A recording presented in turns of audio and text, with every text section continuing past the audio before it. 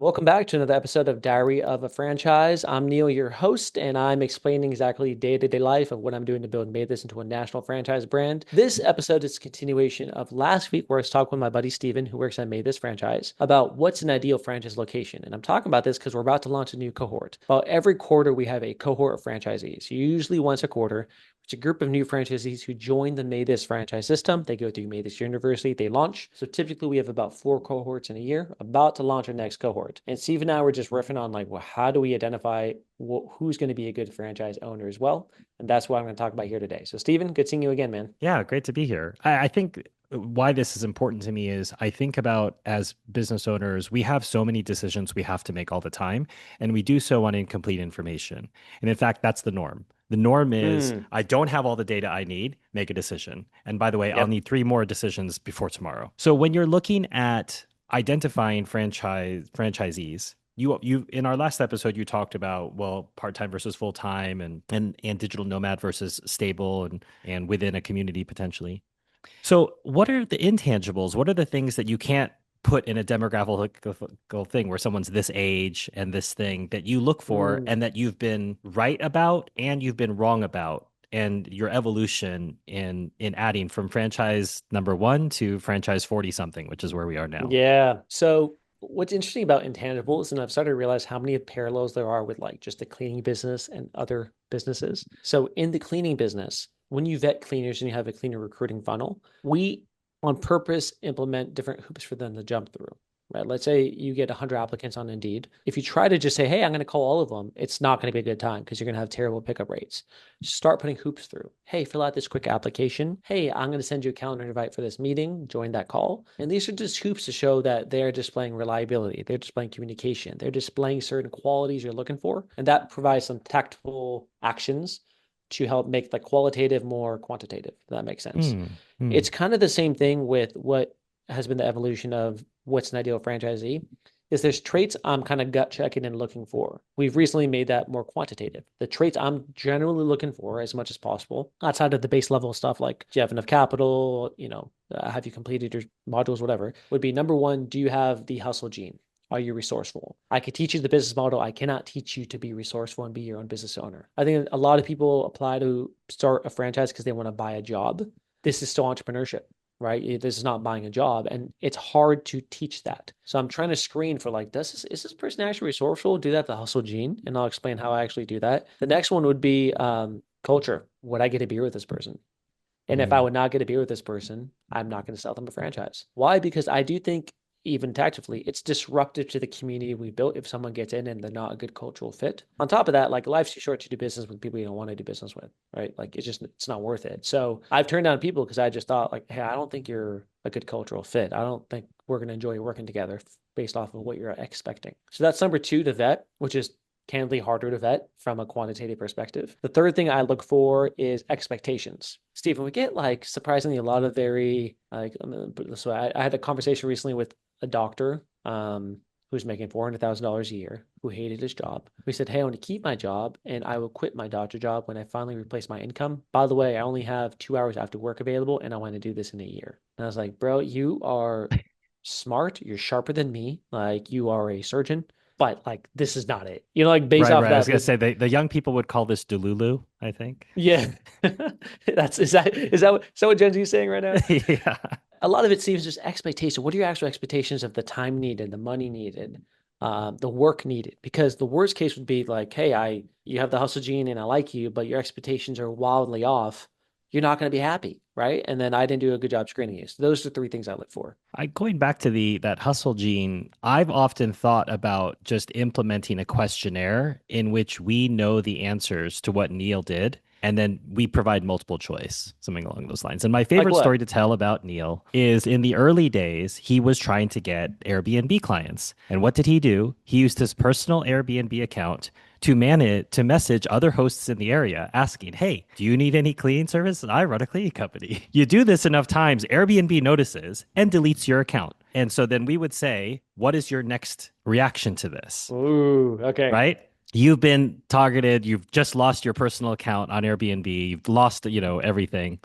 what would you do next? And A, B, C, D, right? And answer number C, which is what Neil did, is create another Airbnb account and keep doing it.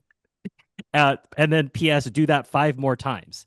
And what's interesting is every entrepreneur would do what Neil did because that resourcefulness of I'm going to find a way through to my goal. Just Mm, because this platform, and it's their right, it's their platform, just because this platform wants to prevent me doesn't mean I'm not going to keep trying. I'm going to keep trying until they delete my browser or something and I can't do it anymore. But as long as I can create alternative email addresses and keep emailing, that basically will not be denied idea. mm.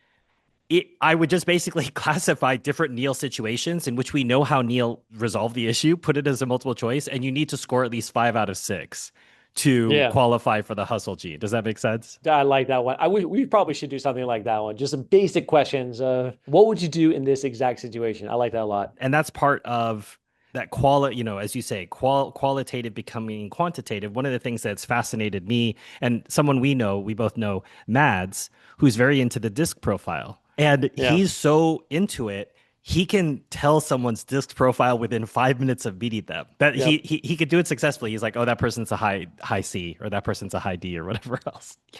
And I think if you're not familiar with assessments, you don't realize how successfully they predict, not just for your team members, but potentially for franchisees as well. And so while there's not yet exactly a MaidThis franchise assessment that would successfully predict, you, I think, have learned along the way certain indicators that say common threads like, wow, all our most successful franchisees, they all X or all Y. Yep.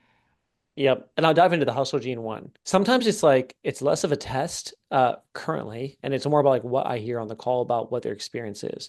So an example, we have a franchisee, Julius, has a full-time job and everything. But one thing I heard which really stuck out, which is like why we let Julius in and why I love him and I know he's going to crush it, is because he had previously started a cleaning business and started other side hustles and tried it and just wanted to join because he wanted to go bigger with it. So the fact that someone has even tried a side hustle is such a huge vote of confidence in my mind. I don't care Mm. if you made $1. I truly don't care if you made $1. The fact that you've even tried something, you're not just going like, hey, I started a job and now I guess I've always wanted entrepreneurship. I guess I'm going to go there. So many times that's fine. But like the fact, like it's an automatic qualification of, oh, you've tried a side hustle before?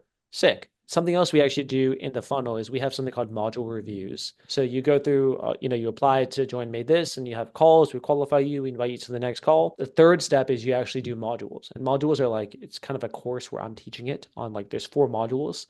One's finding your freedom number, one's seeing if there's enough cleaners in the market, one's analyzing your territory, things like that. The people who end up posting a job ad for cleaners themselves without me asking and saying, oh, I've already tried this out to see if there's enough cleaners in my market, you're gonna kill it then, right? Like you're not just following my instructions. You took the extra step, and it's implied in the video that you probably should, but I don't explicitly say it. And there's so many people hop on and say, "Hey, I already did it on D before I even saw your video. I saw there's this many cleaners.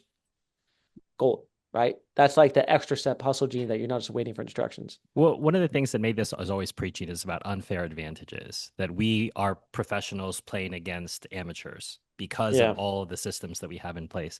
As you were talking just now, I was visualizing the Vince McMahon meme where he just keeps reacting and at the last he falls out of his chair. And so Yeah. Neil just described like level 1, unfair advantage. You have had a side hustle before. Okay. Yep.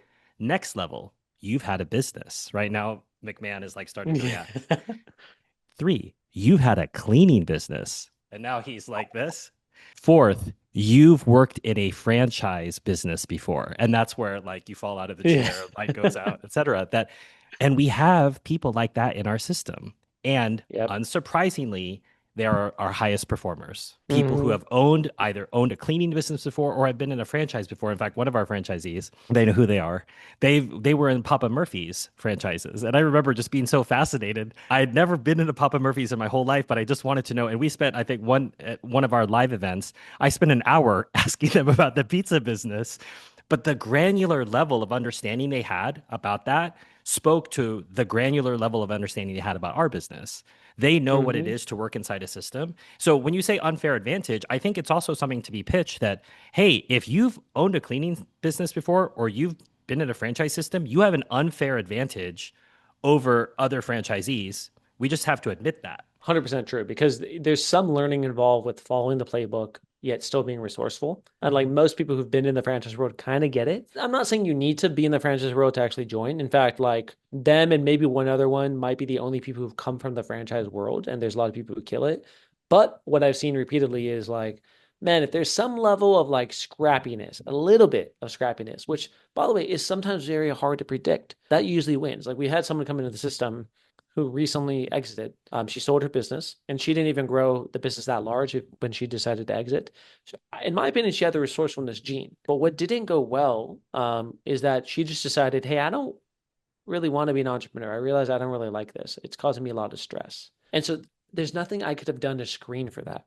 Mm. Right. Where like she would have crushed it if she wanted it, but if you don't want it, I can't, there's nothing you could do to screen. So I would say there's a limit on how much you like me as a franchisor can screen. I know a lot of franchise systems who are like, cool, you have a check and a pulse, sit, get on in, and you'll have to figure it out.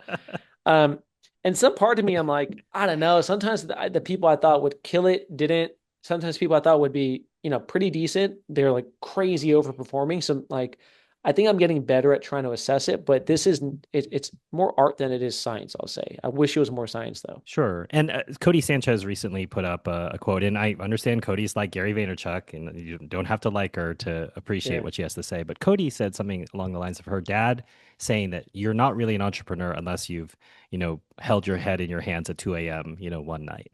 And I think that's the dichotomy for you as a franchisor and me as someone who's here to help the franchisees is there's a difference between saying we're going to help you build your business and that we're going to help you manage the stresses that come with business that we have nothing to do with.